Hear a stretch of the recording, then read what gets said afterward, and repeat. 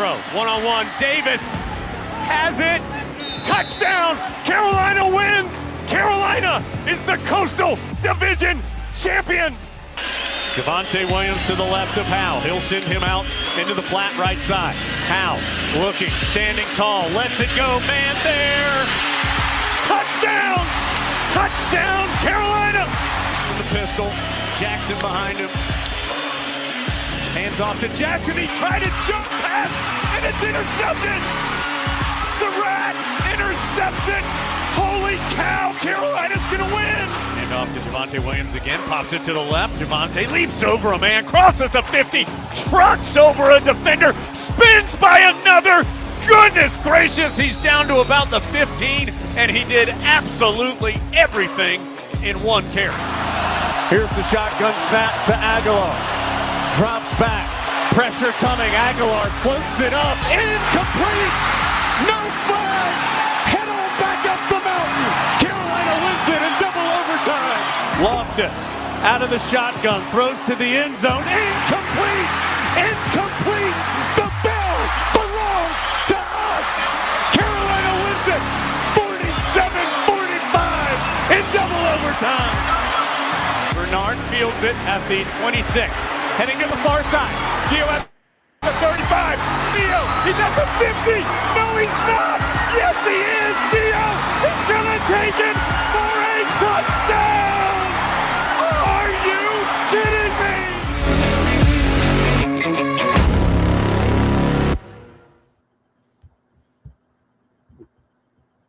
What's going on, guys? Anthony Pagnotta, Josh Marlowe here with you on a Monday night, as we always do, to recap the Tar Heels' previous game.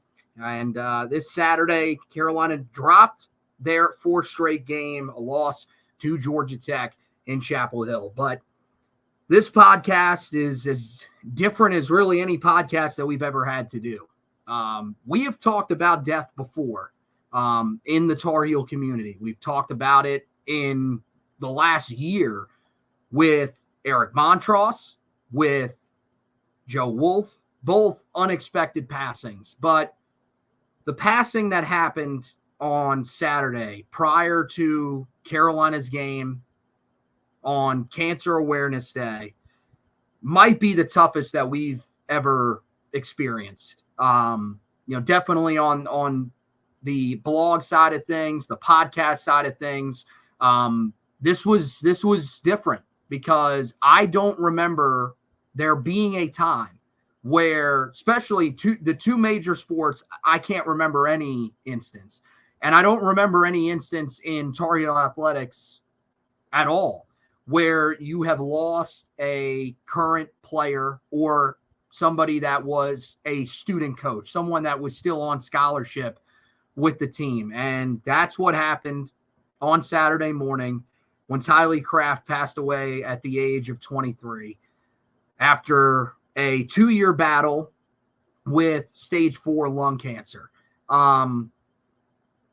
Easily the most difficult article that I've ever had to write. And for his family, I can't even imagine what they're going through. He was a guy that, had so much hope when he came to Carolina out of the state of South Carolina, Sumter High School. Remember him just, a guy that big framed wide receiver that we thought could be a guy that eventually became Carolina's red zone threat. And it looked like he was well on his way to potentially becoming that before he gets diagnosed in March of 2022 with the form of lung cancer that he had. The story is that he was in the football facility. He was going up the elevator with Mac and Sally and said that his back was really hurting him. And they said, okay, well, let's go get it checked and let's see what's going on. They never could have imagined what they would find out and the journey that he would have to take from there. This dude was a fighter, man, because when you have stage 4 cancer, especially lung cancer, your timeline is very, very short. We know this. We went through a similar type of diagnosis with a guy that me and you were both very close with, a guy that was a diehard Tar Heel fan himself. in our friend Mark Baker. He fought incredibly hard. Tylee Craft fought just as hard and found a way to live for 2 years with this. But on Saturday, that journey unfortunately ended. Um, you know, it sucks that the team didn't know, I think, for that moment on the field late in the first quarter. I think it was either late in the first quarter or in between quarters where they honored him. And it was a special moment on the field, I think, for Mac Brown and Tylee's mom, September. For me, I've been praying for him and his family the last few nights, just asking that they take care of him during this time and take care of all the guys within the program that were extremely close to him. But this is a tough, tough loss for not only Tar Heel football, but Tar Heel athletics. Yeah, Saturday was a tough reminder that life isn't fair, and you know, it sucks the way that life, you know, impacts people that it shouldn't impact. And one of those guys is Tylee Craft, just a sweet, innocent kid that loved football, loved Carolina, loved being a Tar Heel. Embodied everything that we believe about what it means to be a Tar Heel. Um, a great example of what it means to be a Tar Heel. Last 2 years, maybe the best ambassador for what it means to be a Tar Heel, because we all have our hardships and the stuff that we deal with in our daily lives, but this man for the last 2 years fought for his life. Mm-hmm. And I always remember, I always reference the Stuart Scott saying that just because you pass away of cancer doesn't mean that you lost or that cancer won. And that's what I think about with this, is that Tylee Craft didn't lose. He just simply ran out of time because we haven't done enough to find cures for these diseases. Mm-hmm. And I think it's something that we, as in terms of you and I make it a point every December. It's why when Jimmy V week comes around, and as much as I hate NC State, the impact that Jim Valvano has had on cancer research and the many of lives that he helped save with bringing cancer research to the forefront. That's why we run his speech during the podcast in December, because it's a message that 30 years later still rings true. It's why you and I go out of our way to donate to these different causes to help these doctors get one step closer to maybe finding a cure for a disease that impacts every single person um in our daily lives. And so Saturday was it was heartbreaking, because I think if we would have looked back in the moment and saw the way Mac Brown embraced his mom, that that might have been the sign that, okay, there's something more. So, the Mm-hmm. what we've been preparing for, what we've been fearing for, um, has happened. And I've sent a tweet out that has gotten a lot of, I guess, attention, if you will. You can almost say it's gone viral. Um, been very critical of Mac Brown for 6 years. Yep. Justified criticism as a football coach.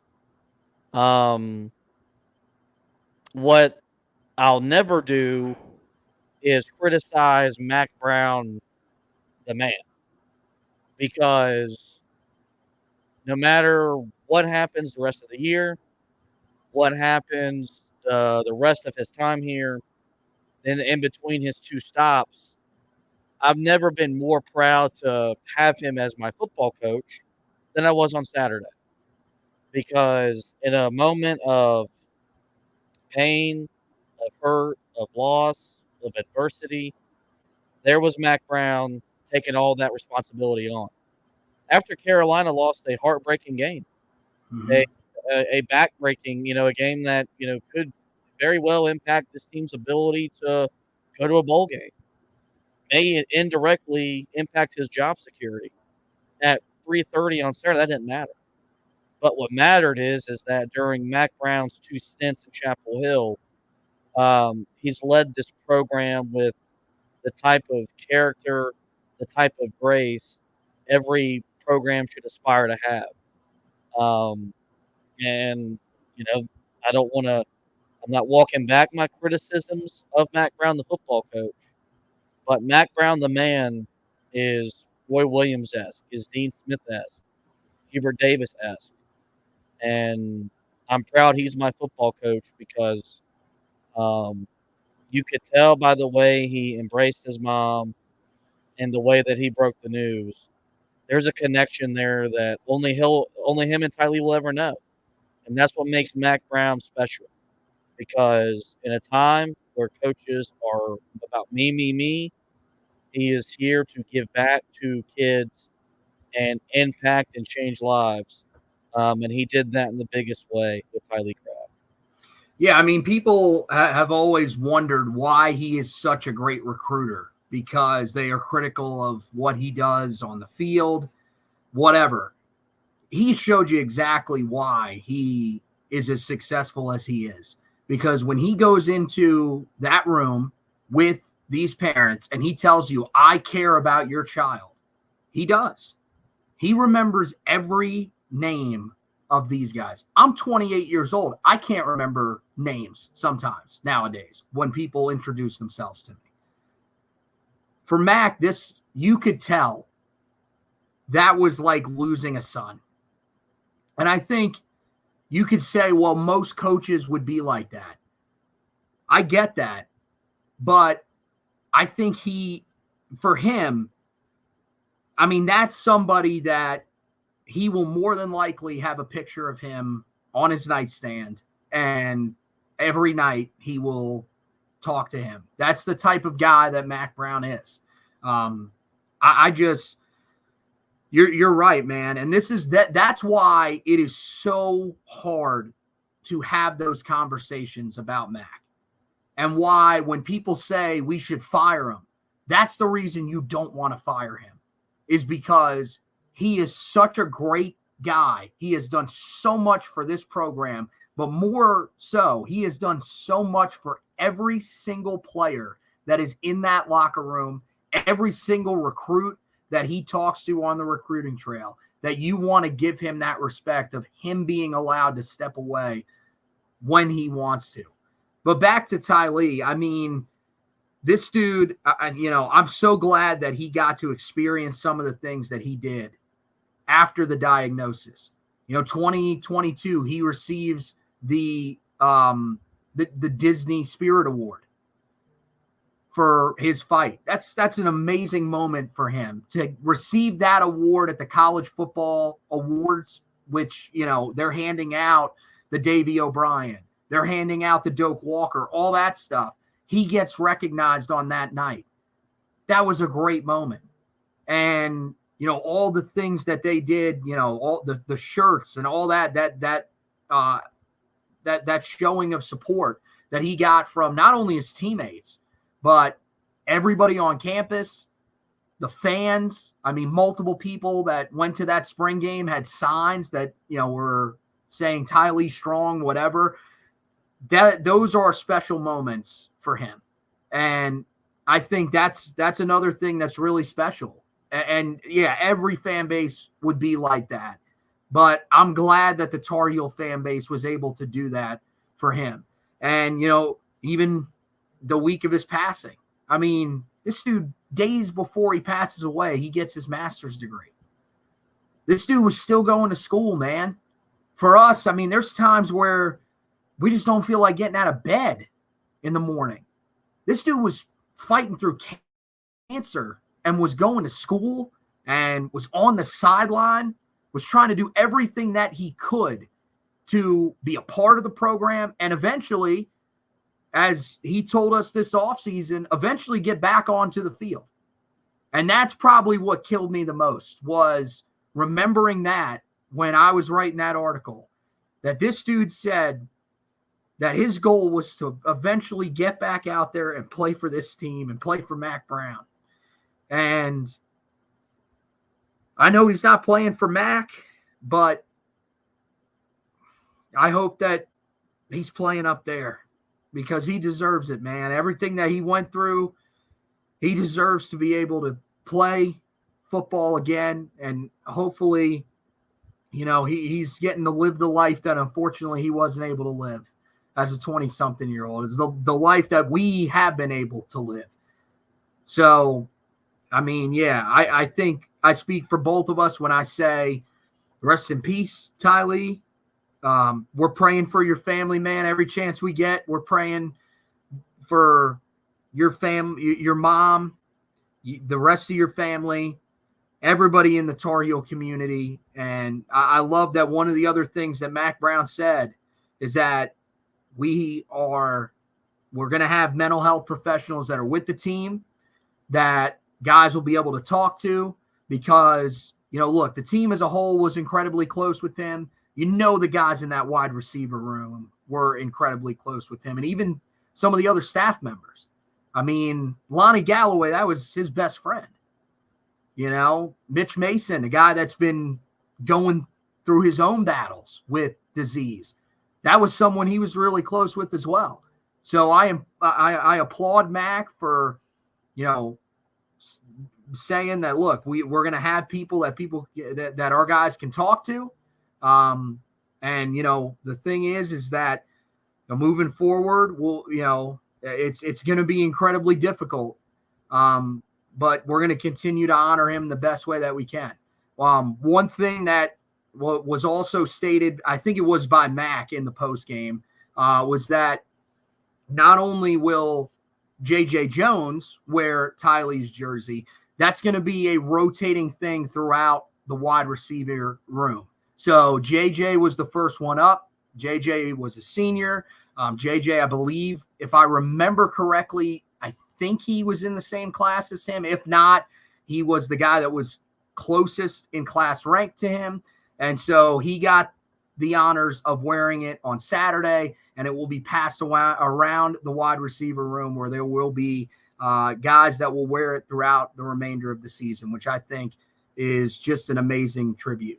I encourage you guys to go and donate to Tylee's family. Ways that you can do it: go to chapelhillsportswear.com, buy the Tylee Strong t-shirt. Those proceeds were going towards his NIL. I think it was also going towards his treatment. And so I think now that will probably be going towards being able to pay off some of his hospital bills. There's also a GoFundMe page where you can donate to that. I'll retweet the tweet again from Carolina football. I know it's on there. It's on the Go Heels site as well. So make sure that you guys check that out and donate. Please donate if you can. I will also go back. I didn't put it in the article initially the other night because I didn't have my computer with me. Unfortunately, on the phone, it does not allow you to put certain links in there. I will go and put that donation link in the article that we wrote the other night, which pays tribute to him. So make sure you go back and read that on the website.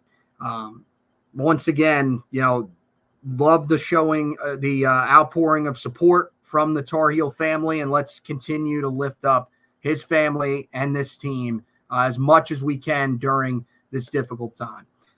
We'll now transition, talk about the game a little bit, knowing that, look, there was clear that it was clearly the more important storyline, but there was a game that happened for Carolina, the last one before their bye week, 7th game of the season. And believe it or not, it was their third to last home games. Carolina's only got 2 more games left at home this season, and Carolina drops it 41-34 to Georgia Tech.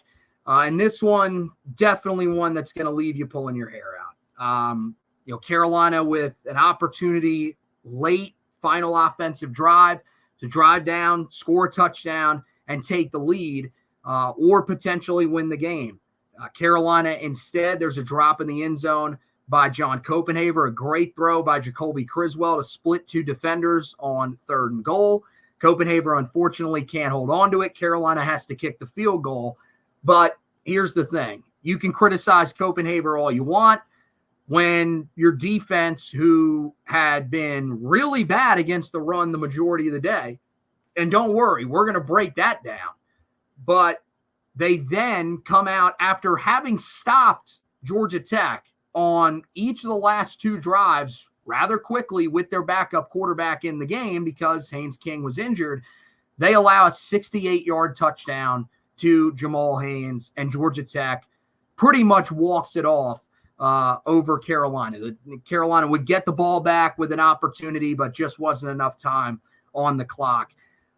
This definitely ranks up there as one of, if not the most frustrating losses that we have probably ever witnessed as Tar Heel fans.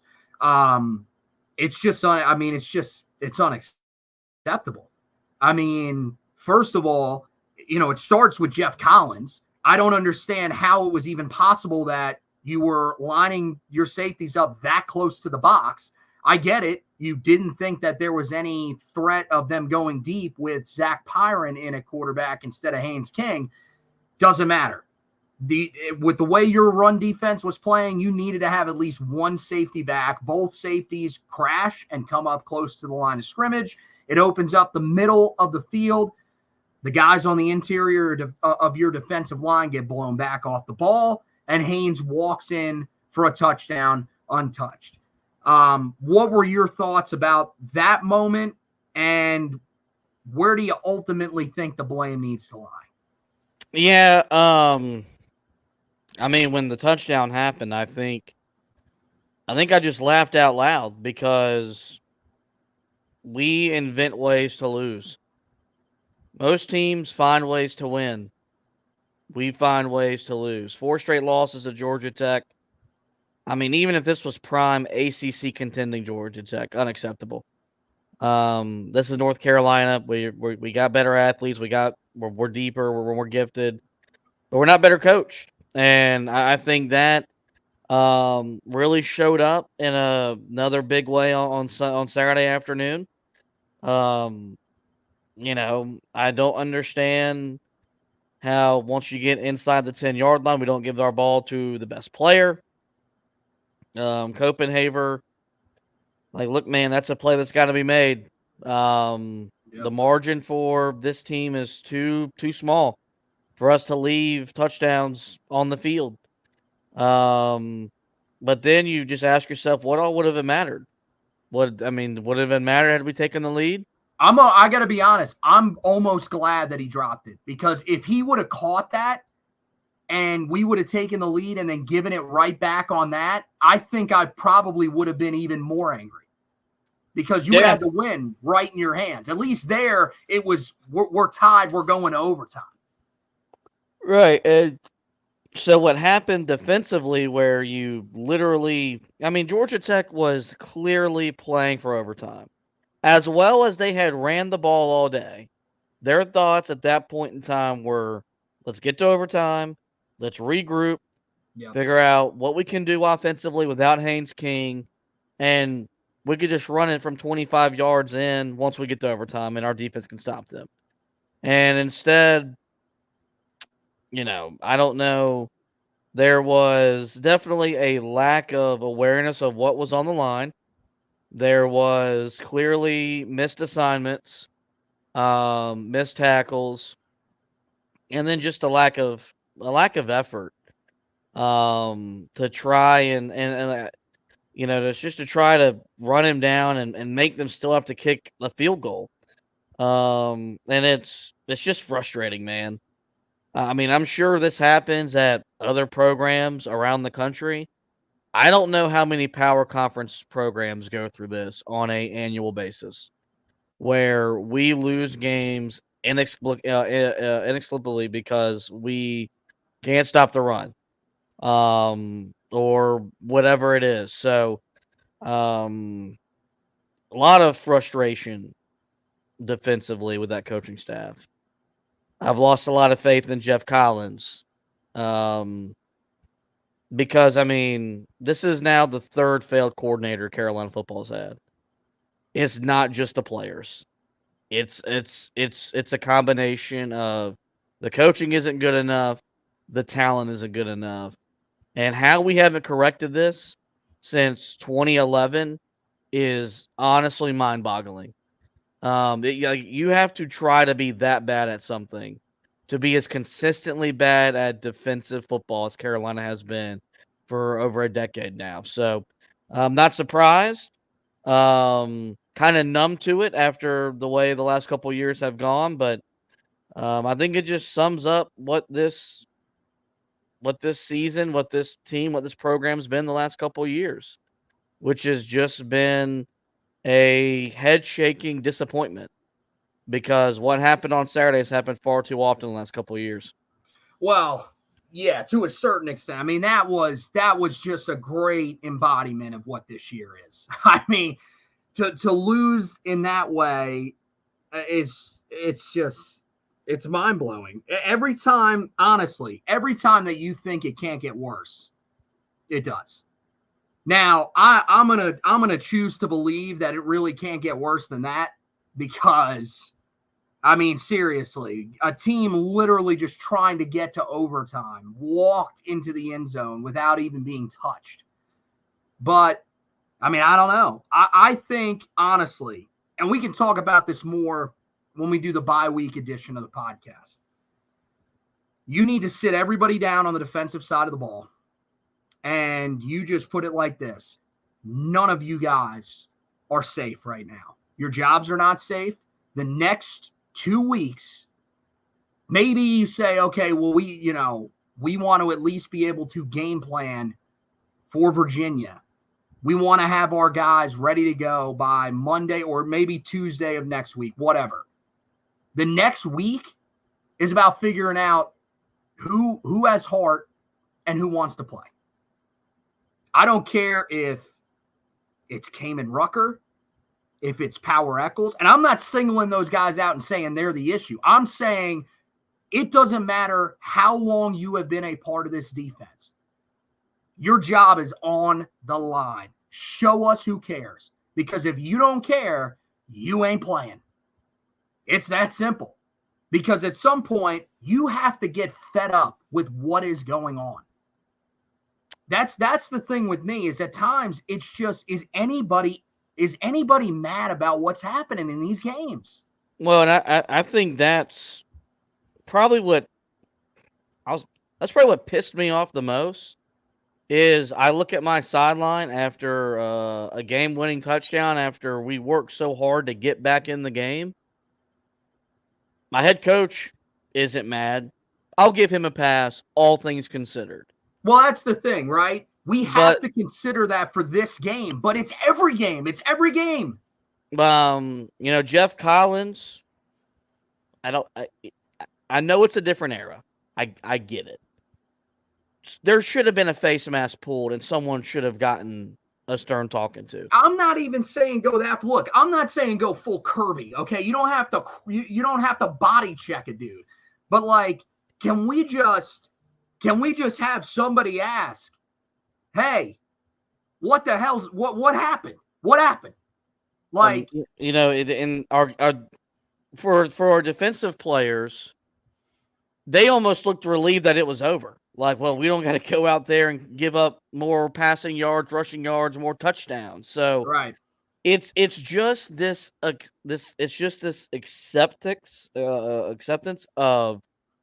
I wish the word could be mediocrity defensively. No. We have resigned to, and we have accepted the fact that we suck defensively. And there's nothing going in to change it. Because what you're talking about, where jobs are on the line, no matter who it is, that should have happened when you gave up a 70 burger at home to James Madison. Yeah. Let's just be frank. But now we're in a bye week, so there's that didn't more happen. Time. That's my and I just like, man, I listened to everything Mac Brown said this summer, and I hear about this is the best leadership we've ever had. Where's the leadership? Where's this leadership council that I got talked to and stupid me believed into, where I thought, man, these guys are going to check one another. They're going to hold one another accountable, because that's our best chance. Our best chance at winning football games this year was to play as a complete unit. We know we're not good enough defensively to win games 21-17, but we know we're not good enough offensively to win games 48-45. Yep. Less sometimes could be more. That we could play complementary football, and we could play field position, and we can not have to chase points from the opening kickoff. And in a month, all that went out the window. And we're back to the same thing that we've struggled with for years and years. And I guess Saturday was, I guess that's the all-time low, because you literally gave up a touchdown while a team was just trying to get to overtime. And what is it with Georgia Tech being the all-time low? Like for Larry Fedora, a 70 burger at home. For Mac Brown, with a team that would, that started preseason top 10, goes to Atlanta and gets boat raced. And now for a team this year that trying to get up off the mat and save their season and give their fan base a reason to care the last 6 weeks of the regular season. Oh, don't forget 22, where they walk into your house, you get a 17-0 lead, and they rip your season away from you, and that's the end of it. Like, so at this rate, Mac Brown, use your influence, write Jim Phillips. Don't play Georgia Tech ever again. I will literally, I will donate money out of my salary to never play Georgia Tech in football again. Like, I will give them money so I can quit losing to that program. But that's just, that's what Saturday was, is when someone asks you, man, what's it like being a Tar Heel football fan? Point Saturday. That's what it's been like for 15 years. A roller coaster of emotions that ultimately leave you heartbroken and disappointed, in ways that you can't even fathom, let alone describe. I mean, here's the best way to articulate what Saturday was. Saturday was your friends going in the last drive, going into it, your friends tell you, dude, just go for it. What's the worst she could say? No. You walk up and ask her, and she pants to you in front of the entire lunchroom. That's exactly what it was. You thought, man, it can't get much worse than what we've already done today. And they said, watch this right here. Like, it's unreal. You had already given up over 300 yards rushing on the ground. You finished the game having allowed 371 rushing yards. This was a team that dominated at the start of the year. And that's the worst part. Why do you keep doing this? This is 2 years in a row now where, to start the season, last year it was 6 games. This year, oh my God, we only got 3. I wish we could have gotten more. You looked so good at times on defense where we were like, maybe they're turning a corner. And then you said to us, this is what you did. The James Madison game, you said, come here, right in your face. You spit right in our face. That's exactly what that game was. And since then, you can't even hand us a napkin to wipe it off. It's the same game happening every week. You're right. We are right back to where we have always been, where the offensive meeting before the game, when Chip Lindsey sees his guys, he should tell them, if you don't score 40 today, you ain't winning. Just lay it out there to them, because it's the truth. Like, it sucks, but dude, this is what Sam had to deal with. This is what Drake had to deal with. And yeah, you're right. You go back to even at times Keese and Mitch had to deal with this. I mean, dude, that's 4 generational, well, maybe not generational, but that's 4 program legends at quarterback that you have had to say, dude, y'all better score or else you ain't winning games. Like, that's sad, man. At some point, something's got to change. And I don't know what it is, because you can blame Mac Brown all you want, but especially the run defense. Dude, we haven't been able to stop the run consistently since Butch Davis was here. Like, Everett Withers' defense was okay, but since that point, it has gone all downhill. And maybe it's the curse of Vic Koenig. I have no idea what it is. But, man, you have to be better than that. And I'll tell you, when you go back and watch some of the plays and you try to dissect what in the world is happening here, it's that guys are not in the right spots.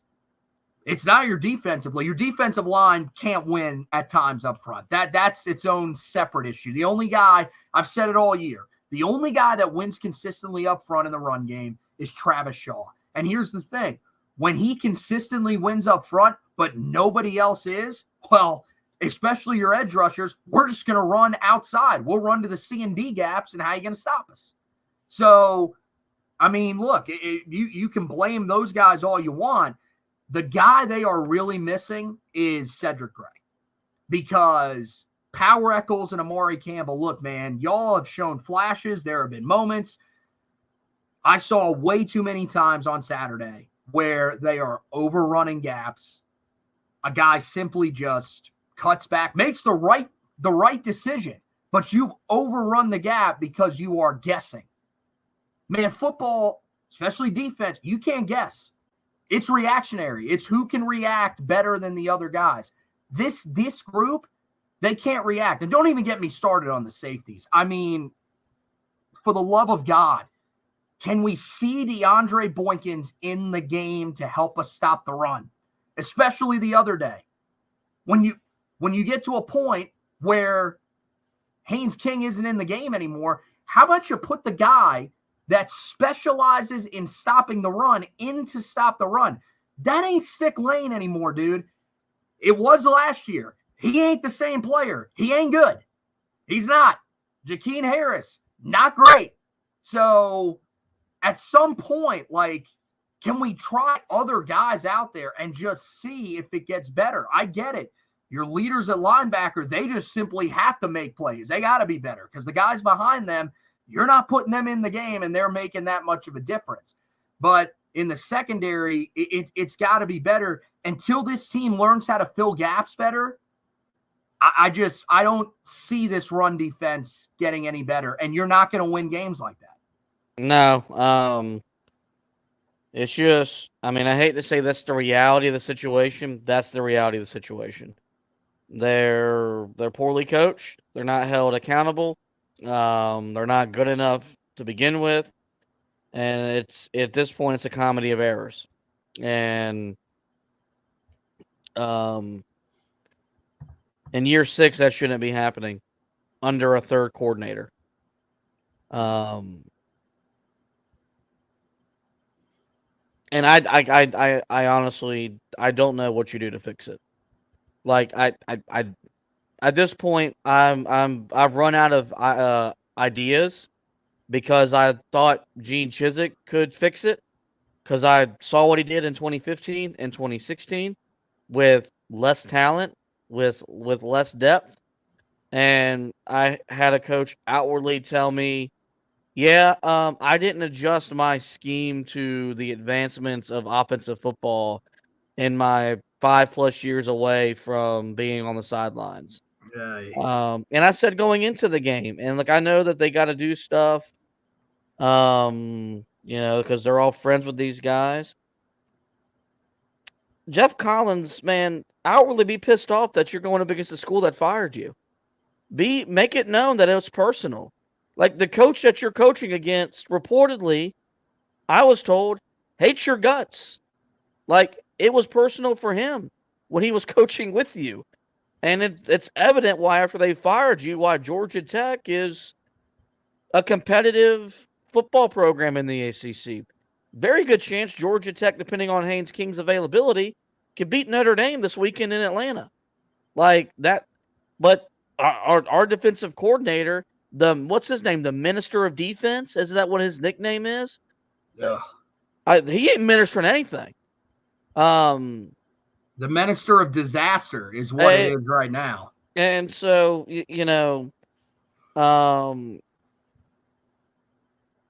I hate it. I hate it for guys like Omarion Hampton that stayed loyal, that stayed committed, that like now, bro, why'd you not go take the money and go win football games and maybe be a Heisman Trophy contender?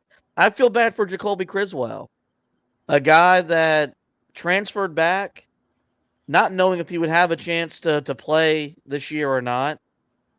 Things unfold where he's playing is a big reason why we're even in these games. As inconsistent as he's been, as quote unquote bad as he's been, he's kept us in just about every game, given us a chance just about every game.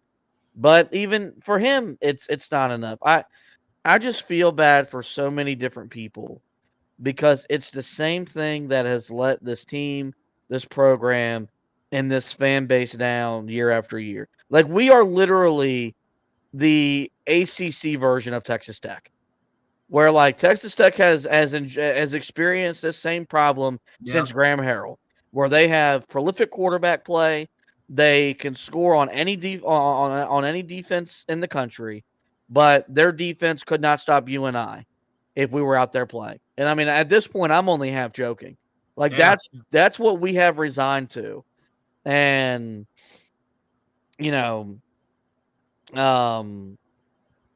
if Mac Brown can't fix it through 3 coordinator hires, what is there to believe that moving forward, when this program takes its next step, that you're going to find someone to change the culture on that side of the ball?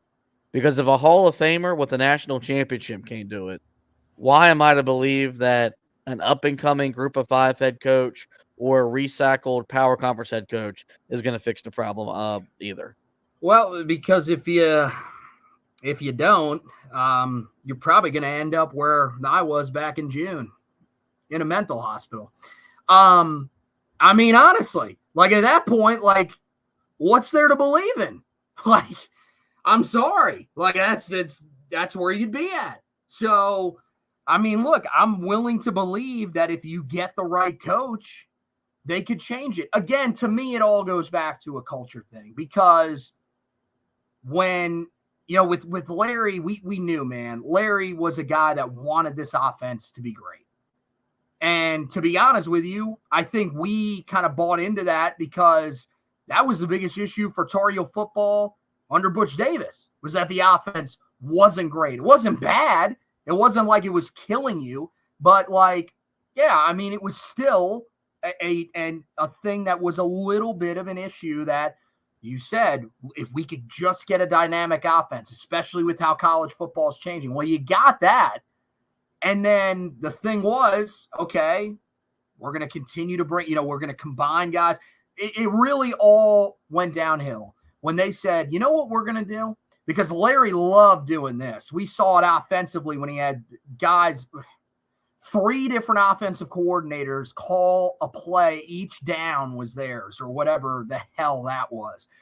He did the same thing, remember, defensively. He had Dan Dish and Vic Koenig who combined to call the defense. So from that moment forward, everything just completely fell apart, and nobody could find a way to get it back on track. Now it's a culture thing, man. It's that these guys, physicality hurts them. And I think mentally, this is a group that whenever something goes wrong, there is no possible way for them to rebound. It's not, oh, something went wrong, let's have short-term memory, or let's remember what we've done great this entire game. It's, we're going to panic, and all of a sudden, this is who we are for the rest of the game. That's the thing that they've got to get figured out. Let's go to the offensive side of the ball, because we've spent enough time on this defense. I'm honestly ill. I'm nauseous. When you go to the offense, this game really stung because the other games, I feel like your offense was good, but it wasn't really good enough to win you the game. This one, it was right there in front of you. And, I mean, look, you can say whatever you want about Copenhagen's drop, whatever. Wouldn't have mattered in hindsight.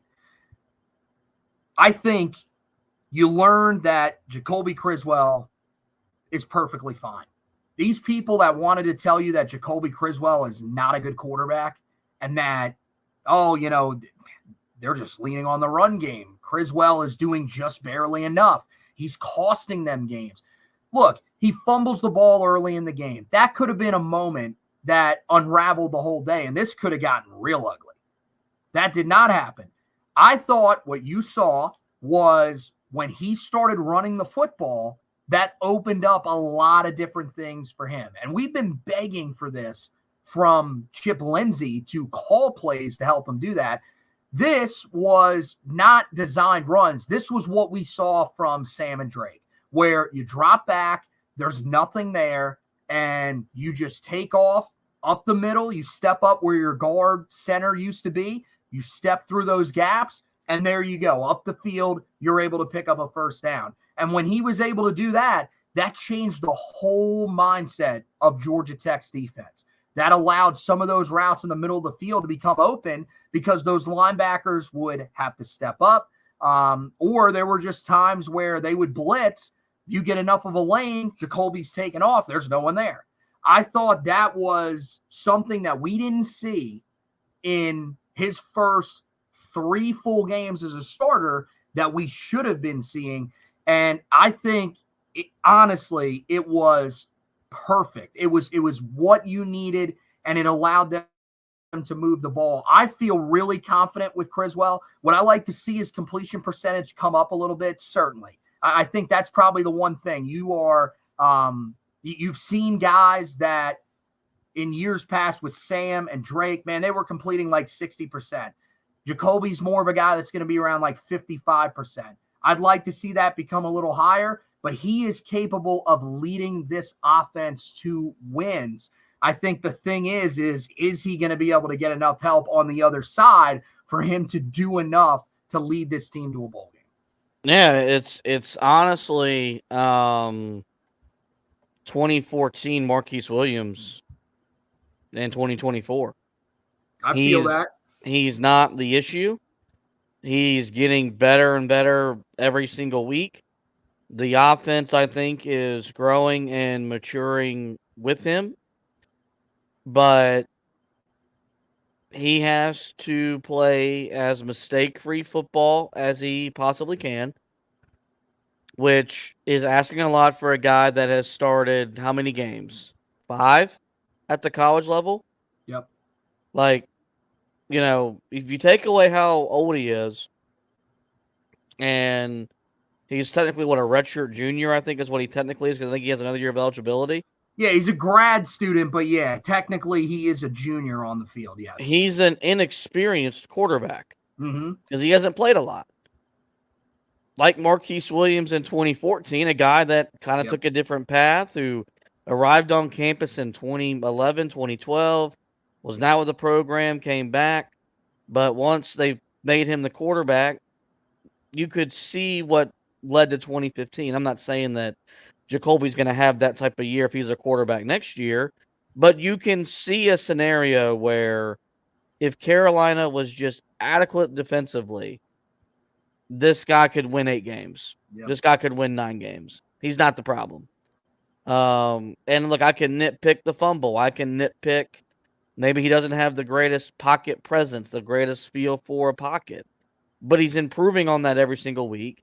He's making throws that only he can make in this offense to give some of our talented wide receivers a chance to go make a play on the football. And right now, like, him and Omarion are the reasons why I watch this team every Saturday. Yep. Because Omarion is second best running back, in my opinion, in the country. And I'm watching a young quarterback take advantage of an opportunity and grow before my eyes. which is like the guy came back for this moment. I wish he was doing this and we were winning games because he would trade away all the stats for wins. That's the kind of guy Jacoby Criswell is. And my heart just breaks for a guy that has literally done everything that's been asked of him to the best of his ability since he showed back up on campus in the summer. And we can't reward him with the type of success that he deserves. I think that's what pains me as a Tar Heel football fan is our inability to be competent defensively has wasted so many great players and wasted so many special seasons. That was never going to be this year. I predicted 10-2. Boy, howdy, was I wrong about that? What a homer. But you got one of your best running backs in program history that's having a special season, but because you're 3-4, isn't getting recognized. You're having a quarterback that's one of the best quarterback stories in the country, but because you're 3-4, College Game Day is not going to take the time to mention the job that Jacoby Criswell has done. So that's the unfortunate part of all of this because this offense has done a lot of good while losing a lot of star power from last year. But it's like the teams with star power not being rewarded because we cannot be adequate on the defensive side of the football. Yeah, and you're right. I mean, Amarian deserves a huge shout out. There's no question about that. 137 yards in this game on 18 carries. He was incredibly effective. I'm with you. I don't really understand why they didn't give him the football more, especially on that drive where Carolina drove down and tied the game. I thought in the red zone, that's probably the best place that you can give him the football. And I thought for the most part, the offensive line did a pretty good job in run blocking. Biggest concern on the offensive line is Trevion Green. I know he got banged up in this game, but even before that, I mean, the last 3 games for him have been really, really bad. I was a guy that wanted to see him out there to start the year.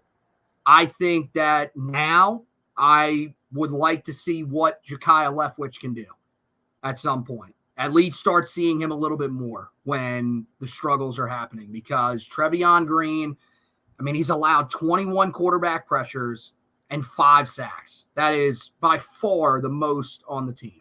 And that's an area that they've got to get cleaned up because Jacoby is doing a really good job. The thing that would allow him to progress even quicker and continue to be the type of quarterback that can win you games is if you could protect him a little bit better. That's the only thing. So we'll see. I thought that'd be a change I'd like to see him, potentially do. We also saw Luke Masterson a little bit, the true freshman. He was in there at guard at one point in place of Malik McGowan because his fellow true freshman, Aiden Banfield, didn't play again in this game, still dealing with some sort of lower body issue that he's been really has been ailing him the entire season. So I do think that you could change some things up just a little bit along the offensive line, but overall, this offense is not something that we should really be focusing on. Now, let's keep the focus on the offense really quick. The news that came out today is very significant for Carolina. Their top pass catcher and, a guy that's been a star for this team the last few years, Bryson Nesbitt, he's out indefinitely. Honestly, I think there's a good chance with where the timing of this injury is at, him being an NFL draft prospect, we might have seen the last of him on Saturday in a Tar Heel uniform. Broke his wrist. The amazing thing, not shocking with him, this is a guy that played they didn't say when he tore it last year, but played the latter part of the season on a torn meniscus a year ago. He broke his wrist on Saturday, played the rest of the game, and now is going to have surgery to repair it. With him being out for the rest of the year, that means Carolina loses the guy that has been targeted the most, 47 targets so far this season. It also means that they lose their top receiver. He has caught the ball 25 times already this year. Does not lead the team in receiving with 264 yards, but he is second on the team and also has 3 receiving touchdowns, which is tied for the team lead. This is a major, major blow for Carolina in that pass catching room because we've talked about it the whole year. There are guys that have had their moments that have stepped up. That room has been as inconsistent as we have seen it. I can't remember in the longest time, even dating back to, Butch days, you at least had one guy that was really standing out. This year, look, I guess that's J.J. Jones, but you look at his performance the other day, 3 catches, 64 yards and a touchdown, productive. 53 of those came on one play. And you look at some of the other guys, Nate McCullum comes off a 10 reception game. He was pretty much non-existent in this game. He caught 1 pass for 13 yards. So it's been a lot of inconsistencies from that group. Tight ends have been really good, and now you're without your top tight end target. Yeah, this is another guy I feel bad for because Bryson Nesbitt, could have went pro last year, could have gotten drafted, opted to come back, maybe be a part of changing the narrative and helping this program get over the hump. That did not happen. No fault of his own. He's done what he could do every single week. You don't question his commitment and his toughness because he played hurt last year, played hurt on Saturday. And I think you're right. Probably seen the last of him in a Tar Heel uniform, and it's unfortunate that it's going out the way that he's going to go out. And yeah, what this does is it puts more pressure on guys to step up. So this is going to be twofold. Either you're going to see that growth, that development in the wide receiver room because the talent's there. Mm-hmm. Like I defensively, I've always argued and pushed back. I didn't think these guys were as gifted as they were being told they were coming out of high school. I don't think that's the case with the wide receiver room. Like I think those guys are capable of making plays. So hopefully someone steps up and emerges down the stretch and gives us a reason to believe going into next year, whether it's Jacoby Criswell or Bryce Baker, whoever, that this passing game can be what the passing game has been traditionally since Mac Brown returned to Chapel Hill. If not, it's going to bog down this offense even more and put more pressure on Amarian Hampton to be that guy. And it's going to put more pressure on this passing game to make more explosive plays. And if no one steps up, teams are already sending 7 guys at you. Well, they'll send 8. And Carolina can't block 7. That means they can't block 8. And that means that this offense won't be able to keep up enough week in, week out to give this team a chance to compete. So, I think the good news is you've got a quarterback that I believe can elevate the talent of the guys around him, but you got to protect them. And, these guys gotta take the initiative to become the type of playmakers they were brought into this program to be. And depending on what happens at that position will really tell the story of the second half of just how competitive Carolina will be week in, week out. Yeah, look, for the wide receivers, getting a guy back like Christian Hamilton will help. I'm hoping that with 2 weeks off, that will help him to be able to eventually get back out there. The fact that he was not on the injury report when they talked about it last Monday is concerning to me because usually they are always going to keep you updated as to what the status of a guy is when his name wasn't brought up. And look, maybe it's an oversight by the UNC spokesperson that announced it. Maybe it is. But if it's not, then that could mean that it's more serious. They need him back in that receiver room. He was their deep threat. They don't have a guy that stepped up. I thought Chris Culliver was going to be that guy. I said that before the year started. I remember watching him in high school and thinking he could be that guy. He has not shown that yet. And the other guys, Jordan Shipp, that's not his game. Jordan Shipp's a guy that's more of a possession receiver. I know they're using Kobe Paysor out there. That's not Kobe's game either. Kobe is a guy that ideally should be in the slot. I think they should move him back there because I just don't think you're getting enough production from Nate McCullum to not put him back there. And just tell McCullum, look, you get in when you get in. But I think, yeah, it's going to be on a guy like J.J. Jones. You need to see him take it to another level. You need him to be that guy that we thought could get to 1,000 yards receiving this year. I also think that they will lean heavily on John Copenhaver. And I think Copenhaver is more than up to the task. I know that people will say, well, he had a horrible drop the other day. He did. But this is still a guy that has 18 catches this year. He's caught the ball incredibly well. Look, he's only been targeted 25 times. So that's a pretty ridiculous catch percentage. You've got, 193 yards is third on the team in receiving, and he's got 3 receiving touchdowns, which is tied for the team lead. This dude is more than capable of stepping up, of taking on some extra targets and making plays. And also, don't forget that Carolina went into the portal and got not one Johnson brother, but 2. Remember that Jake Johnson is still on this roster. And last year at Texas A&M, now it was as their second guy, he succeeded in that role. 24 catches, 235 yards, and 4 touchdowns. He's played sparingly so far for Carolina.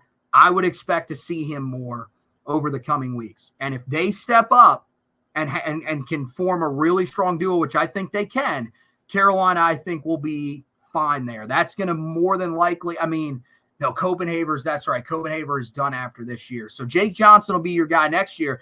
That's the other thing. Probably helps you a little bit more for next year, which at this point, that's part of what this second half of the season is going to be, trying to gain some momentum for next year, whether it's with Mac Brown or if it's with a new coach.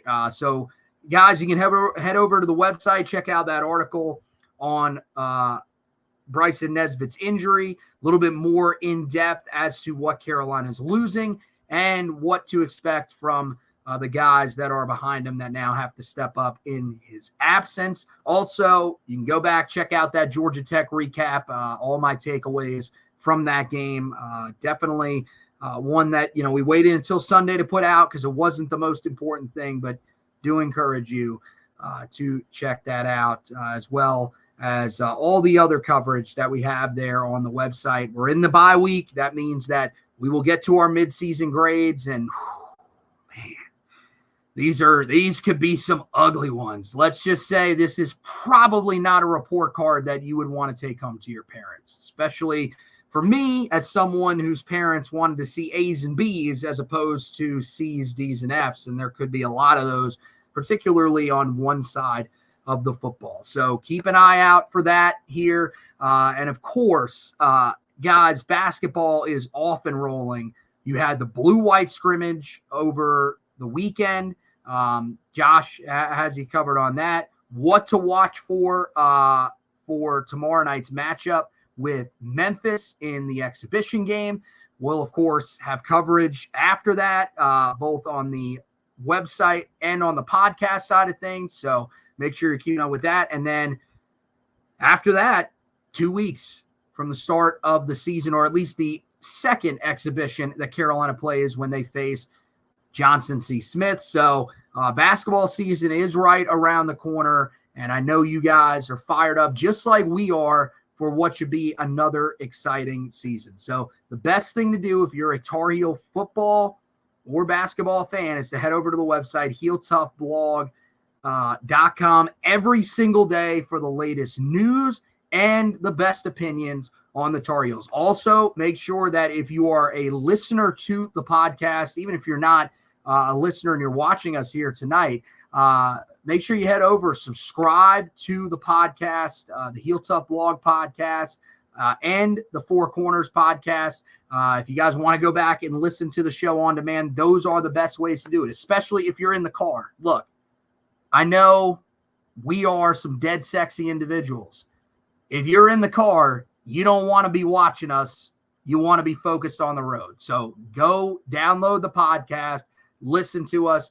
That's the best way to do it. And we would greatly appreciate that. But that wraps it up for tonight's edition of the podcast. I want to thank you guys for watching and listening. I want to thank Josh for hosting with me. And as always, go Tar Heels and rest in peace, Tylee Craft.